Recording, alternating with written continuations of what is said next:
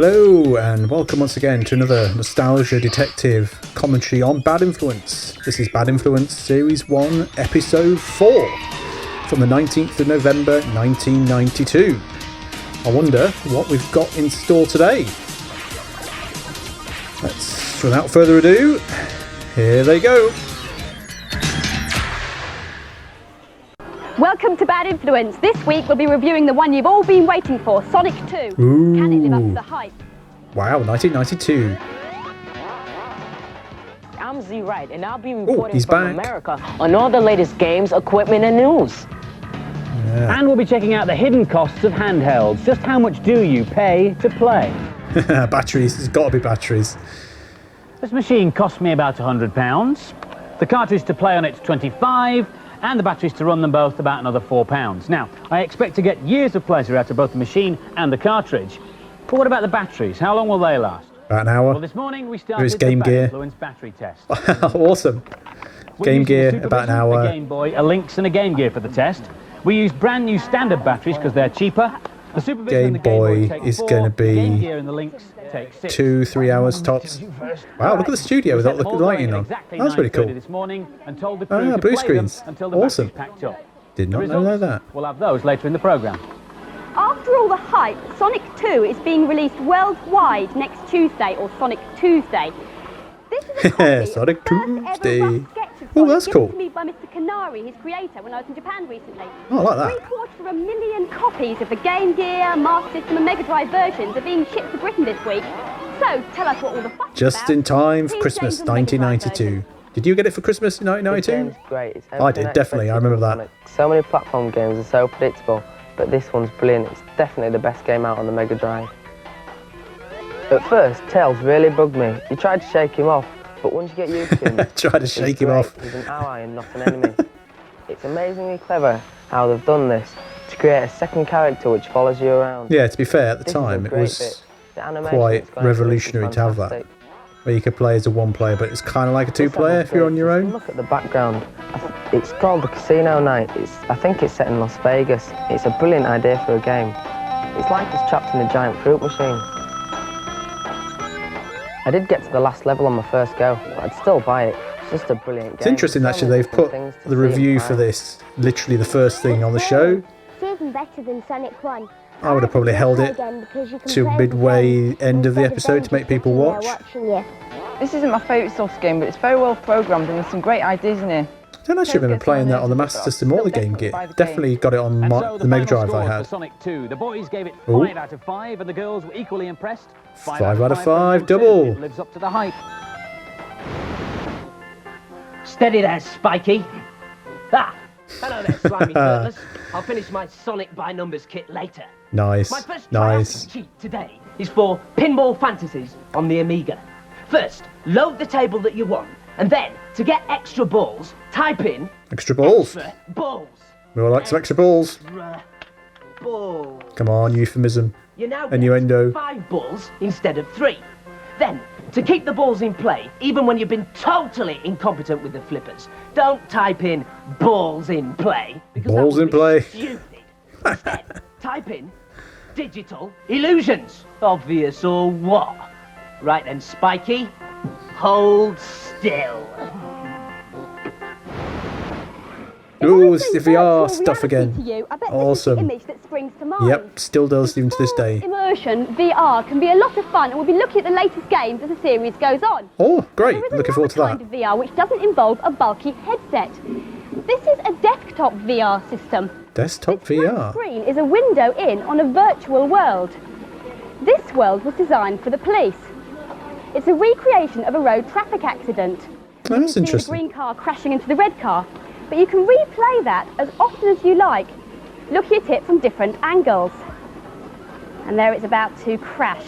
I like this view. It's the view that the witness would have standing in the phone box across the road. But as well as that, you That's a can BT use phone this box. input device known as a space ball to move anywhere you Spaceball. want to see the accident. Cool, it's from like any a perspective you trackball like. mouse, really, isn't it? You can move it up and down and forwards and backwards, all by just exerting pressure and pushing and pulling.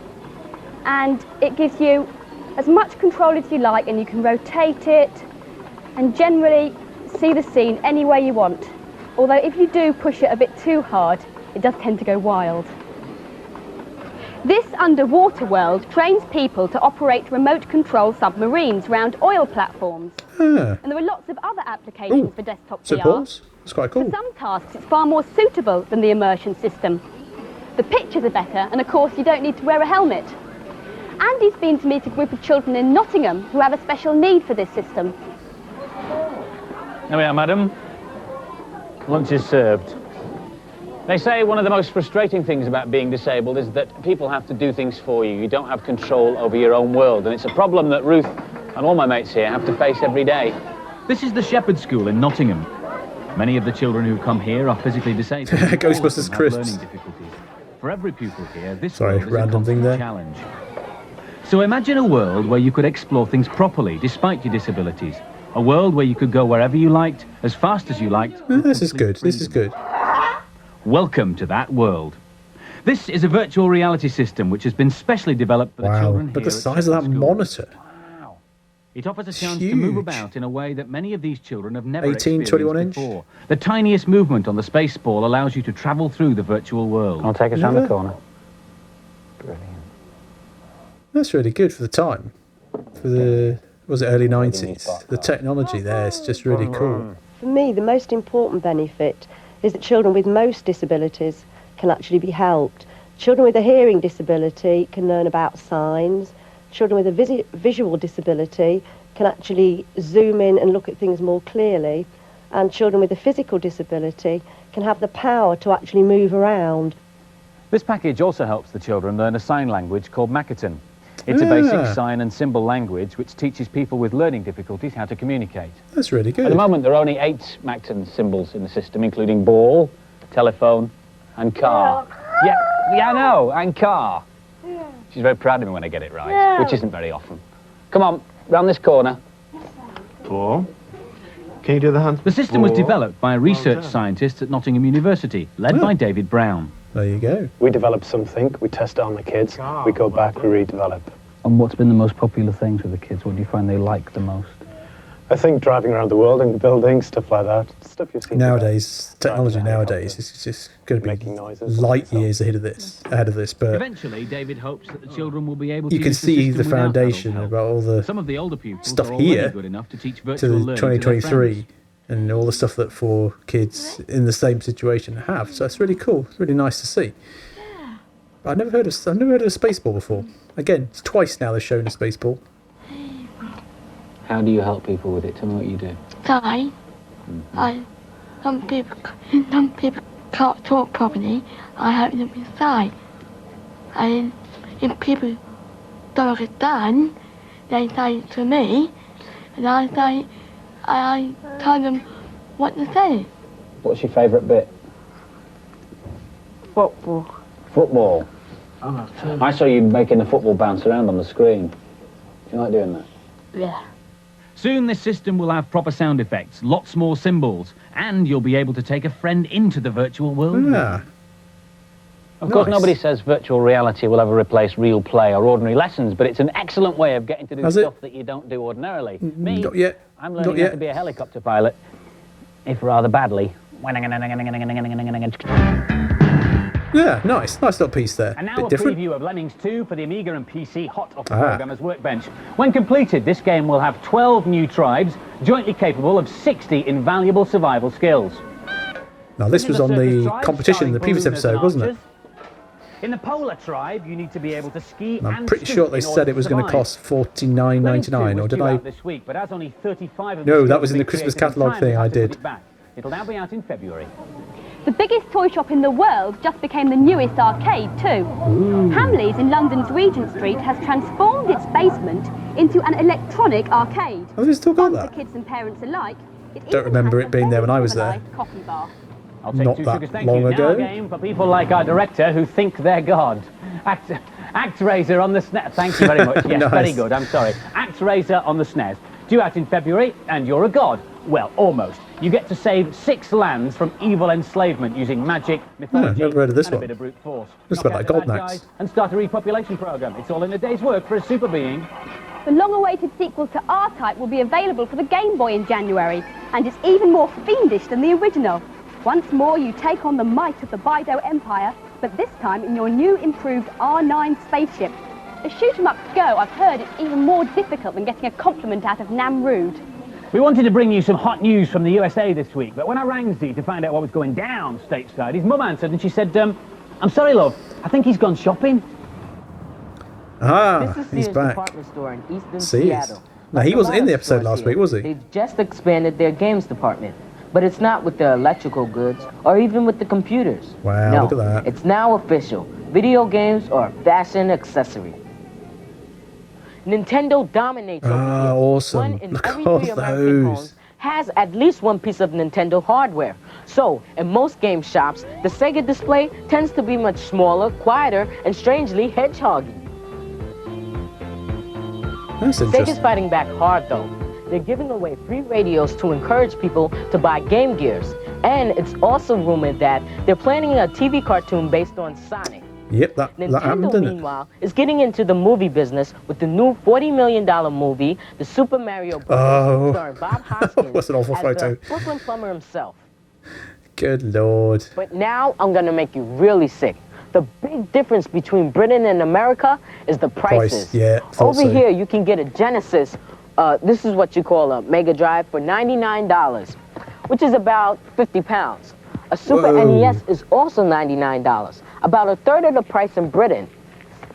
The games are often half the price, and they're released much sooner.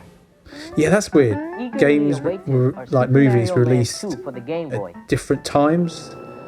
Another Mario game. Whereas now for they're just Super released, NES is well, Super most of them are Mario online, Kart aren't they? with new 3D graphics. Or they're distributed at the same time, so it doesn't really make any And difference. of course, there's the edutainment package, Mario Paint.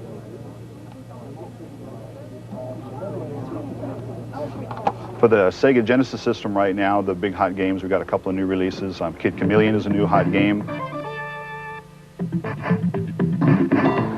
Ferrari is a new game also. Of course, Sonic the Hedgehog continues to be their #1 seller. Finally, a word of warning. If you're lucky enough to come to America for a vacation and fancy stocking up on cheap games, be careful. Most Sega games will work on British kit, but the only Nintendo ones that will are Game Boy games.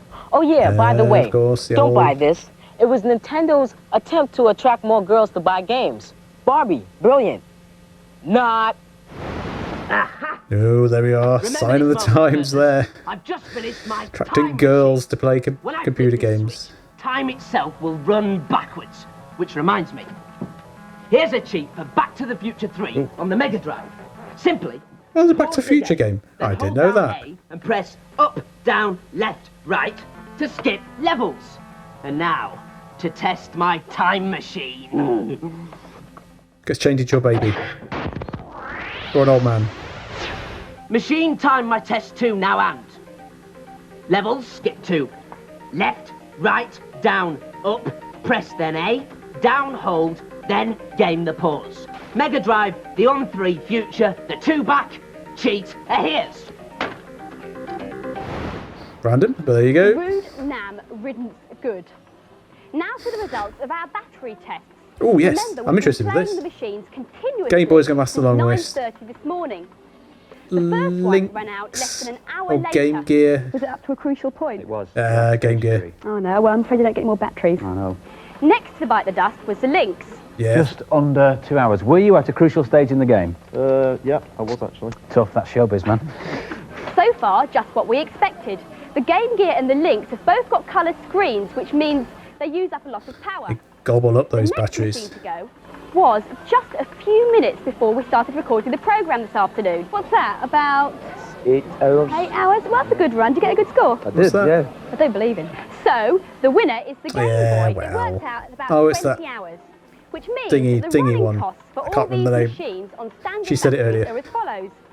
For the Game Boy, about 8p an hour. 8p an hour. For the Supervision, about 20p an hour. That's Supervision, the black and white ones. there we go. For the colour ones, the Lynx, £2 an hour. And double that for the Game Gear, an astonishing Ooh, £4 an hour. Which means that if A you bigger play screen. Game Gear I think 2 it or is, 3 isn't it? hours a day for a year, the money you've spent on batteries could have bought 1,000 hamburgers or a small car. Thank you, Violet. Or a top-of-the-range hi-fi. Thank you, Violet. Or 20 Mega Drives. Thank you, Violet. I think we've got the idea. Put another way, what it means is that if you practice I love it how it takes you about 40 their hours, repartee has got better over the last. Only been 4 episodes, but they seem a lot more comfortable in their presenting style. We only use standard batteries for our tests. The answer good. for longer gameplay is, of course, More batteries. They cost nearly twice as much, but they last up to 4 times longer. Rechargeable? Good value. Do they have rechargeable batteries back then? It's about £3 an hour. Whoa, saves a pound. Rechargeable batteries. Well, here we go. Rechargeable batteries is, yeah, they're good value for money, and yes, they're environmentally friendly. But for handhelds, especially the colour screens, they're not so good because they lose their charge so quickly. They don't stay charged for a very long time, and they'll be fading out before you pass level 1 or level 2.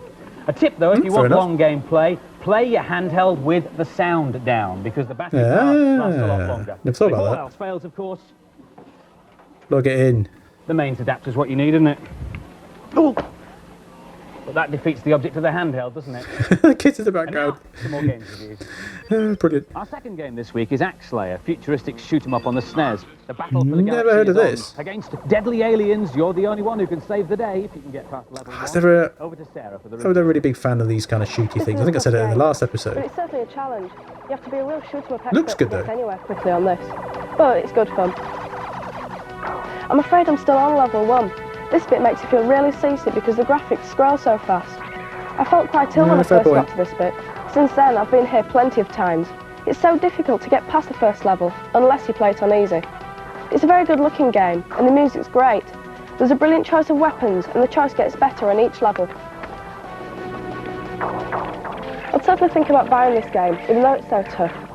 I really want to beat it now. I'm determined to finish it one day. No, that's quite a good attitude to have, really. Once you do get into it, it's really good. Graphics here are great, and the enemies keep changing. I particularly like the second level, but it's just a bit hard at the beginning. This is just shooting things. I like collecting things, so I like the power-ups. I wouldn't want to play this game for too long because you get bored of it, but I love the graphics.